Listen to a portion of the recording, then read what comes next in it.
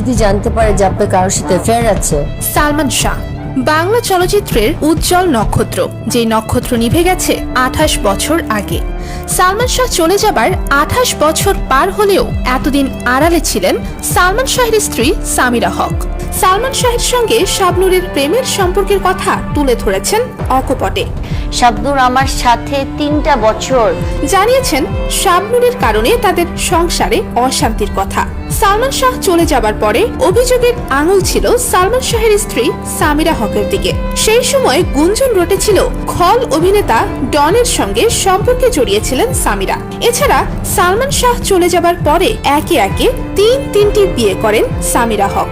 সালমান শাহের পর সামিরা হক বিয়ে করেছিলেন মোশতাক ওয়াইসকে, যিনি ছিলেন সালমানেরই বন্ধু। বিয়ের পরে তিনি দেশ ছেড়ে থাইল্যান্ডে চলে যান। সেই সংসারে সামিরার এক ছেলে ও 2 মেয়ে সন্তানও রয়েছে, কিন্তু সেই সম্পর্কে থিতু হতে পারেননি সামিরা হক। দ্বিতীয় সংসারের ইতি টেনে সামিরা হক সাবেক ক্রিকেটার ও ক্রিকেট বিশ্লেষক ইশতিয়াক আহমেদের সঙ্গে ঘর বাঁধেন। ডনের সঙ্গে প্রেমের গুঞ্জন, এরপর একে একে 3টি বিয়ে করলেও এতদিন আড়ালেই ছিলেন সামিরা হক।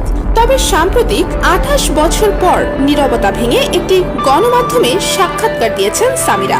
আমি পালিয়ে গেছি, which is not true। আমি পালিয়ে গেলে সেখানে সালমান শাহকে নিয়ে বেশ চাঞ্চল্যকর তথ্য দিয়েছেন।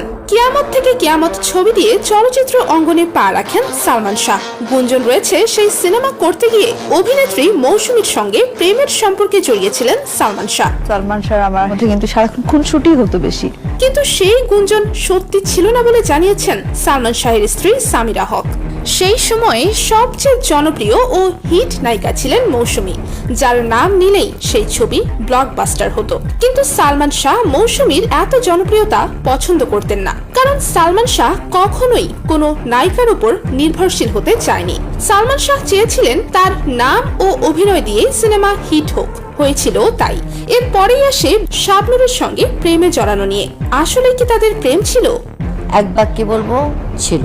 হ্যাঁ, শাবনূর ও সালমান শাহের প্রেম সত্যিই ছিল বলে জানিয়েছেন সালমান শাহের স্ত্রী সামিরা হক নিজেই। শুধু তাই নয়, তাদের প্রেমের কথা সামিরা হক জানার পর রাগ করে বাবার বাড়ি চলে গিয়েছিলেন। পরে সালমান শাহ নাকি অনেক বুঝিয়েছে, মাফও চেয়েছিল। পরে স্ত্রী সামিরাকে মানিয়ে বাড়িতে ফিরিয়ে নিয়ে আসে।